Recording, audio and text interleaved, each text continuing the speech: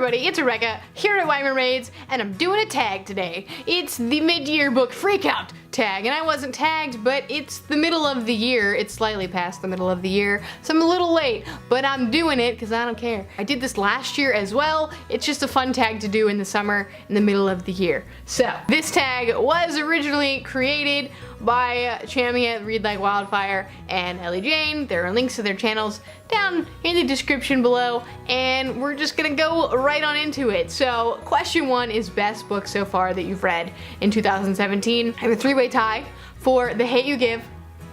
It was awesome. Nightingale. It was awesome. And The Name of the Wind, which was also awesome. So, you already know this. You've probably already read them or heard people rave about them.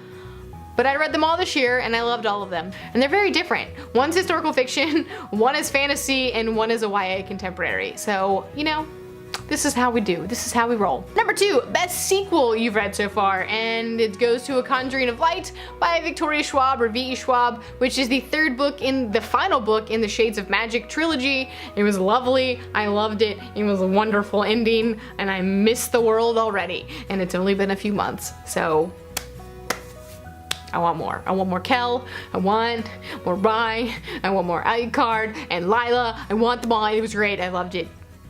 Check it out. Three, a new release that you haven't read yet, but you want to. And basically everything on the Man Booker Prize long list is what I want to read. I'm very into like adult fiction right now and like historical fiction, which I love anyway. I don't know. So I'm not really caught up on like what's been released. I just kind of read whatever I find, whatever I get in Book of the Month is like generally the new releases, but I really want to read Lincoln in the Bargo, and I really want to read Exit West, which I have and just haven't read yet because I'm a slacker. But I don't have Lincoln in the Bargo, but I do want to read it. Number four, most anticipated release for the rest of the year. I have no idea. I tried looking it up. I have no idea. Again, I'm not really that great when it comes to keeping up with new releases or what's coming out or any of that. I mean, I guess you could say I'm excited about Prisoner of Azkaban being released in the big picture book version, which I have the first two of. Like, I'm excited about that. That's exciting. Well, when does God's Grave come out? Because that one, maybe Nevernight 2? Number five, biggest disappointment. The Love Interest by Kate Dietrich. I was not happy with that book. I expected so much more, and then, no. I was very sad. It was not what I wanted. Number six, biggest surprise. The Last One by Alexandra Oliva, which I had never heard of, but my friend slash sister-in-law Beth recommended it to me because she'd read it and it was really good. It was like the TV show Survivor meets like an apocalypse. It was really cool. I really liked it. I had no idea what to expect going into it, and then it was really good. So that one. Seven, favorite new author, either debut or new to you. And I'm gonna go with Angie Thomas, who wrote The Hate You Give, because I was just blown away by this. I'm not usually a big fan of YA contemporary, and I loved this one. It was so good. It's well deserving of all the praise that it's gotten, and she's fantastic. So that one is really good. It's really good. It's really good. Eight, newest fictional crush. I don't really have a lot of fictional crushes anymore. You could always say Kel. It's not a new fictional crush from Shades of Magic. That's not new though. Maybe Quoth from Name of the Wind? Maybe? Can I have crushes on real people like Trevor Noah? I read Born a Crime, which he wrote, which was really awesome. And Dan Stevens, because he read a lot of the books that I've read so far this year, but they're real people, so do they count? Question mark, question mark. Question mark? Nine, newest favorite character. I feel like there's a sidekick that I've read that I really, really, really loved, but I can't remember who they are. I don't know. I liked Mia from Nevernight. I thought she was pretty cool. I liked Quoth from Name of the Wind. He was pretty cool. I don't know. I can't think of anybody else that I really liked, but yeah. 10, a book that made you cry. The Nightingale by Kristen Hanna. And I haven't cried in a book in a while. And I cried in The Nightingale. It was sad, but in all the best ways. I really liked it. It was really good. I cried. Anyway. 11, a book that made you happy. Boy Tales of Childhood by Roald Dahl. I listened to the audiobook read by Dan Stevens, and I just really enjoyed every moment of listening to that book. I don't know if it was the book, I don't know if it was Dan Stevens reading it, I don't know if it was Roald Dahl's storytelling or of his life, but I just really loved it. It was so good. It made me really happy. 12, favorite book to film adaptation you've seen this year.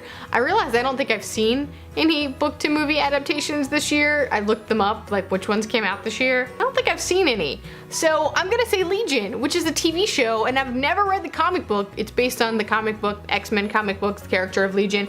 Again, never read it. But it's an adaptation to TV show on FX, and it's awesome, and Dan Stevens is in it. But it's still awesome even if you weren't, like, it's amazing. Go check it out. It's like weird and trippy and all over the place, and as like a film person, former film person, like I loved every moment of it. I love that it's not traditional storytelling. He has schizophrenia, and so but he's also like a super powerful mutant, and what is happening in his head and what is happening in the show, no one knows. No one knows, even the actors don't know. Even the writer doesn't really know what's going on half the time, I feel like. It's awesome, go check it out if you haven't checked it out yet. I really liked it. 13, favorite review you've written or booktube video that you've made, and it always comes down to my best picture tag that I do with Caitlin over at Book Chats. We do this every year. We come up with all the best picture nominees for the Oscars, and we come up with questions that have to go with each book. So it's a brand new tag every single year, and I love it. I love collaborating with her and getting to like gush over some of these movies and these ideas, and just kind of bringing it all full circle with my love of film and my love of books and my love of like booktube and community and videos and all this stuff. And so it's really good. I really love it.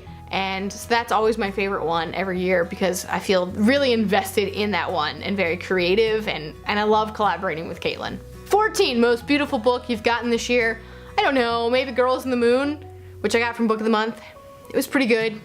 Janet McNally, I think, is the author. It's pretty. It's pretty. I like the cover. It's pretty. There's probably other ones, but that's the one that I thought of off the top of my head. And 15, last question. What books do you need to read by the end of the year? I'm very much a mood reader. I kind of just pick up whatever looks interesting at the time, but I've been really craving, like I have a hankering to read Mistborn.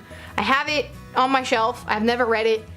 I feel like I should read it. It's my year of reading big books, so why not go ahead and read Mistborn? So I really want to read that trilogy, I think, by the end of the year, and I have plenty of time to do it, so I think I'll be okay. So yeah, that's what, at least the first one, if not the whole trilogy, but at least the first one I'd like to read. Well, that's it for the mid-year book freakout tag. Whoa, freak out, freak out! Anyway, yeah, that's it. Let me know your answers to the question if you do the tag, link it to me, and thanks for watching. That's it for me today. I'll see you next time.